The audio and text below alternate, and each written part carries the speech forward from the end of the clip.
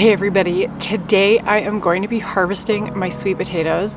This is the first year I've ever grown them, and my husband thinks that we are going to get no sweet potatoes or very few, and I feel like we're going to be drowning in sweet potatoes.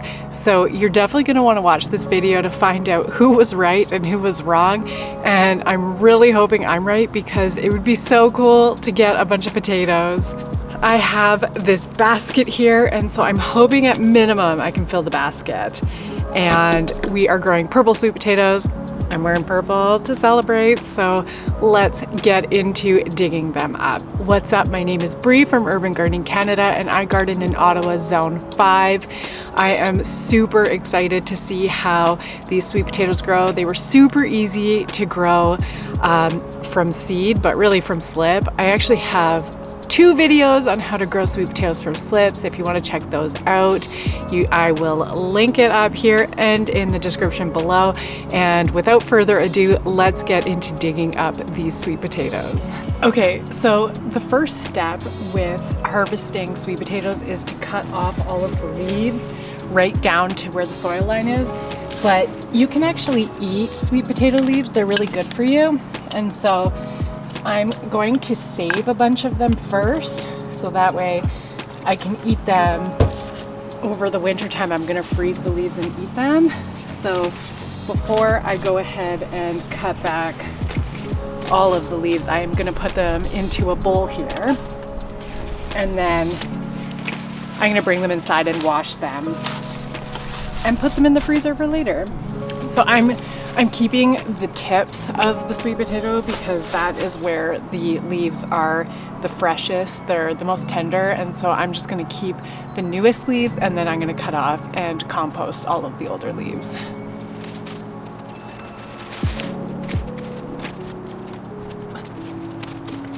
All right, I think this should be enough for the winter.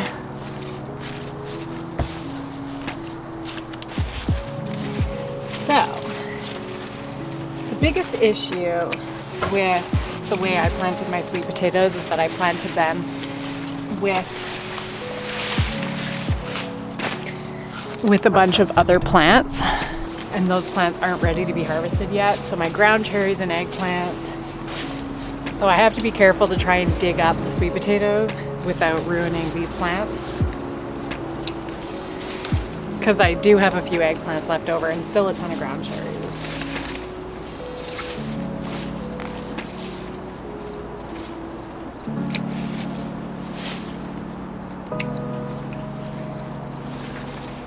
And then I also have an edamame plant in here that I am letting go to seed, and so I really want to make sure that I don't rip that out and then accidentally lose my seeds that I've been saving.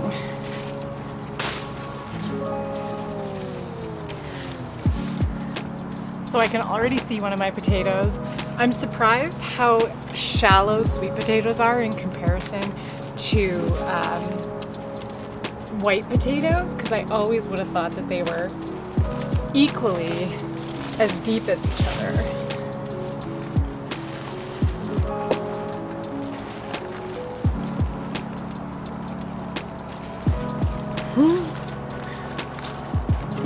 All right, check this out. So there's one here. Some of the smaller ones. They're all wrapped into each other. Another one here. Here. And then a little tiny, tiny baby.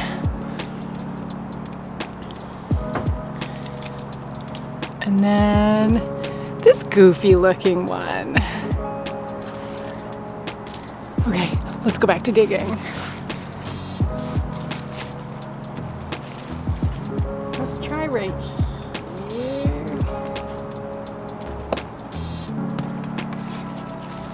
Sweet potatoes grow like a vine, and so they continue to root along where the vine is, and so here was where a new potato was starting to grow.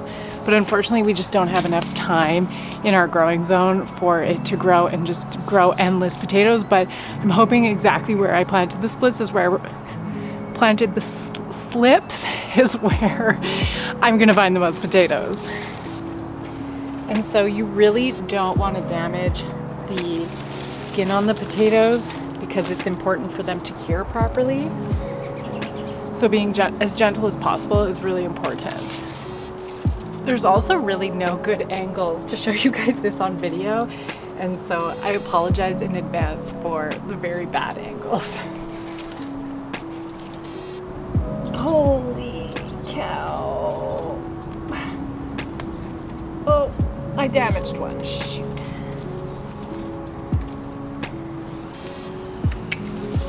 These are way harder to dig up than you think they are.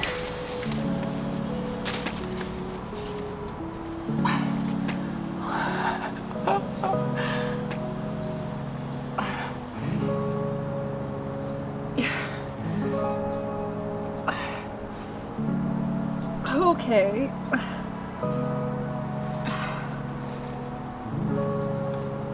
I thought these were all just on the surface, but this guy's really deep.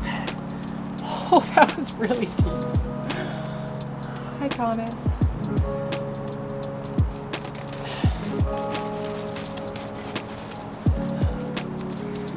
Okay.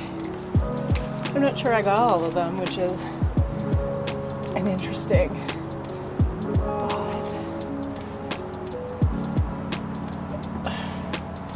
Okay.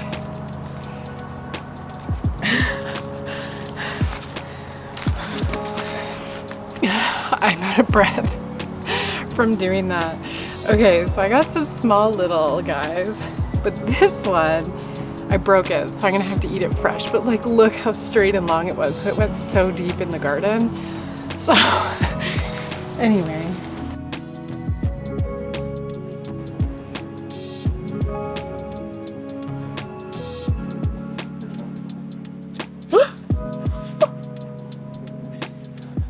It is so hard not to break these.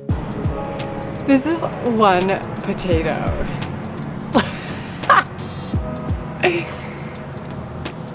That is the weirdest shaped potato I've ever seen.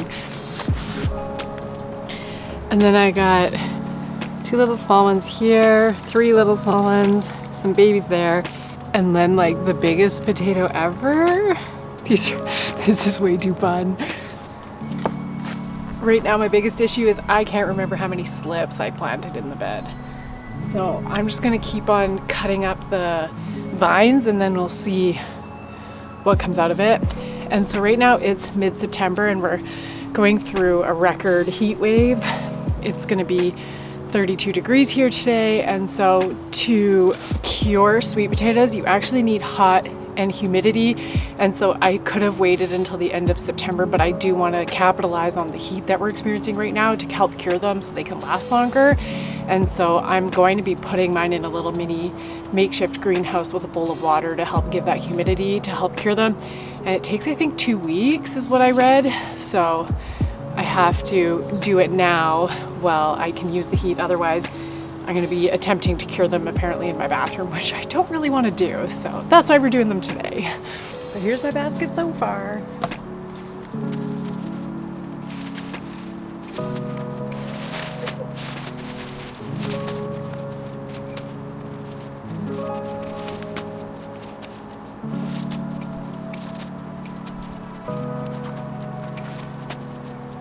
I swear I planted 4 sweet potato slips, but now I'm feeling like there's only 2, and also look at the size of this Swiss chard. Guys, I'm actually done.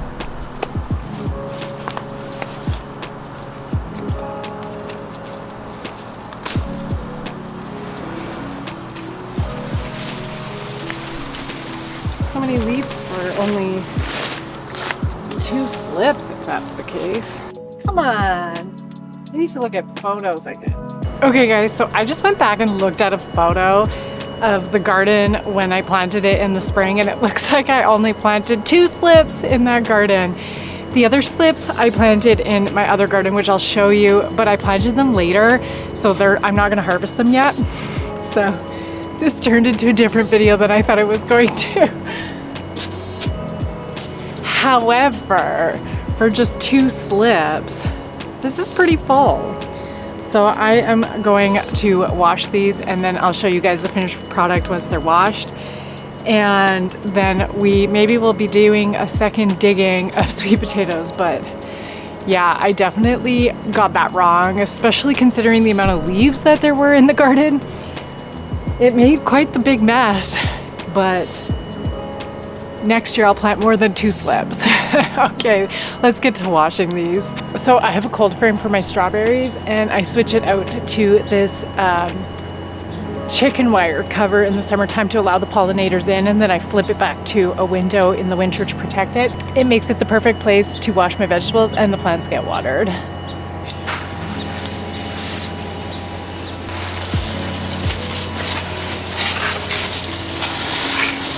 So while those dry, I'll show you where I've planted my other sweet potatoes. So you can see that they've got some leaves here. I have another one right here, but they're way smaller because I planted them way later in the season. So I am going to wait as long as possible to harvest these ones in order to try and get as much out of it as possible. So while I'm waiting for the potatoes to dry, I thought I would just take you into the shade and just explain my process on them.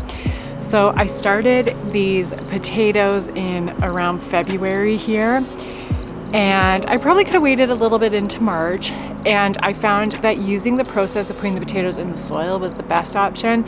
Again, if you haven't checked out my other video, you'll want to check it out to understand what I'm talking about. And oddly, they got mealy bugs, which was weird, so I had to be careful to clean them all. And so I planted 2 in that garden that we just dug up together, and I think I have 2 more over here. They were really hard to dig up. I'm surprised without cracking them how hard they were to dig up.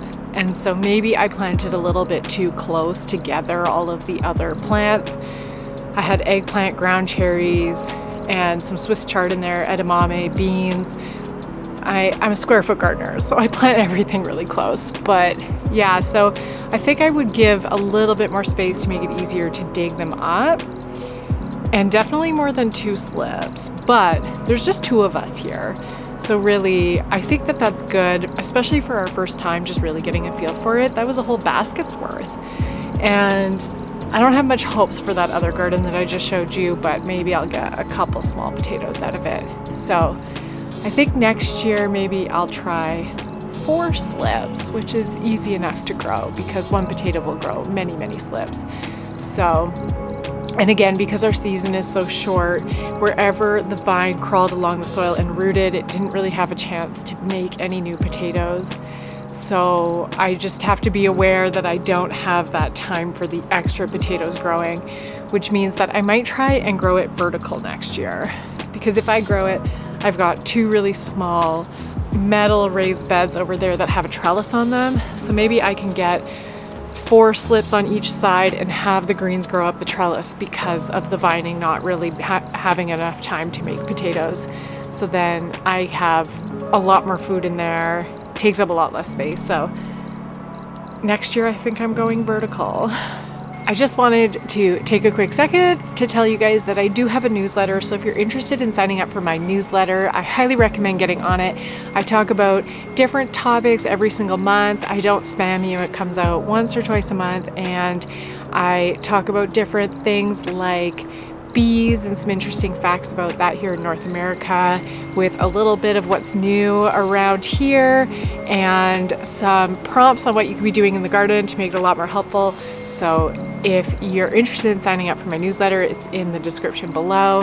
Anyways, thank you so much for watching. If you enjoyed this video, make sure to give it a thumbs up and subscribe, and I will see you in the next video. Bye. Look at that, just 2 slips. I'm pretty excited. So I am going to cure these now and eat them later, and I can't wait.